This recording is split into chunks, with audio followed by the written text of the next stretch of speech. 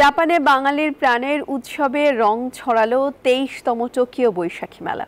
জাপানের বিভিন্ন অঞ্চল থেকে হাজার হাজার প্রবাসী বাংলাদেশি ছুটে আসেন বছরের সর্ববৃহৎ এই মিলন মেলায়। টোকিও থেকে তানিয়া মিথুনের প্রতিবেদন। পরিবেশনের মধ্যে দিয়ে শুরু হয় মেলার অনুষ্ঠান। সেখানে বর্ণিল পোশাকে হাজির হন জাপানে বসবাসরত বাঙালিরা।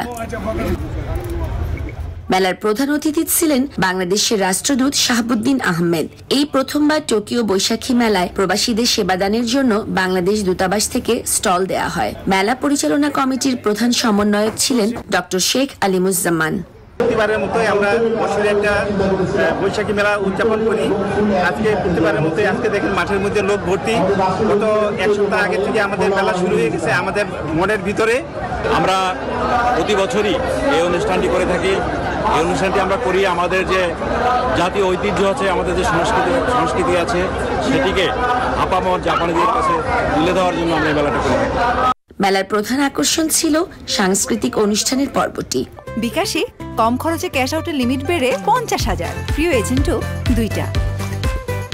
টোকিওতে একখণ্ড বাংলাদেশের সঙ্গীতকে ইন্দ্রজালে মাতিয়ে দেন জাপান প্রবাসী বাংলাদেশিদের সংগঠন উত্তরণ বাংলাদেশ কালচারাল গ্রুপ, স্বরলিপি কালচারাল একাডেমি এবং মাদল। তানিয়া মিথুন, নিউজ 24, টোকিও, জাপান।